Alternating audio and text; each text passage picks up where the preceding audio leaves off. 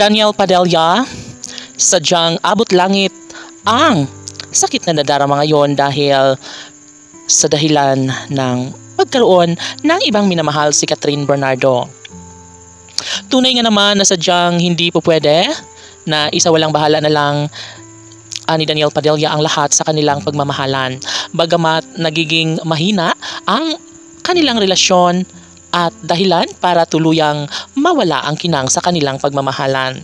Nasisiguro ng lahat na sadyang ibabahagi ng tunay sa isang pag-ibig na talagang nais sana ni Daniel Padilla na magtuloy-tuloy ang kanilang pagmamahalan.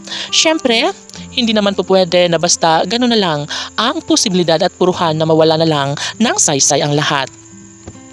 Sa pagkakataong ito ay nais lamang ng taong bayan na ibahagi at hindi lamang didepensahan ni Daniel Padilla ang laban na ito dahil kung talagang wala na siyang pakialam na magbalik sa kanyang buhay si Catherine Bernardo ay panigurado na hindi siya magwawagi kailanman.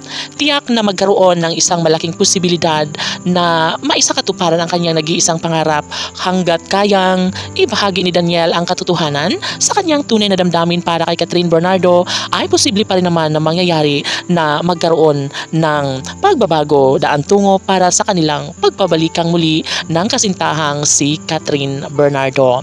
Naaalala ng netizens na sadyang mayroon silang mga pangako noon pa man. Sabi nga ni Daniel Padilla na hindi niya kakayanin ang mawala ang pagmamahal niya kay Catherine Bernardo at ito lamang ang nais niyang gustong gawin na sana nga ay hindi na magbabago pa ang kanilang tunay na damdamin kahit na sila ay magkalayo ngayon dahil umaasa si Daniel Padilla na maaayos rin ang lahat ng ito na magkakaroon pa ng pag-asa na mabalik sa kanyang buhay si Queen Catherine dahil alam ni Daniel Padilla na siya lamang ang bukod-tanging lalaking tunay na minamahal ng pretty girl na si Catherine Bernardo. Siyempre lahat ay maaaring maisakatuparan ngayon lalo na't hangad ng taong bayan na sana nga ay magiging maayos ng muli ang relasyon ni Catherine Bernardo at Daniel Padilla. Kaya gagawin ang lahat ni Queen Catherine magbunga lamang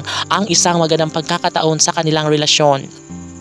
Bagamat nagiging mahirap para kay Daniel ang isang pag-ibig na talaga nga namang dapat sanay magkaroon ng isang magandang kasagutan sa pag-iibigang hinahangad ni Daniel Padilla para hindi siya mabigo at mawala ng pag-asa dahil ayaw niyang mawala ng tuluyan sa kanyang buhay si Queen Catherine. Laban!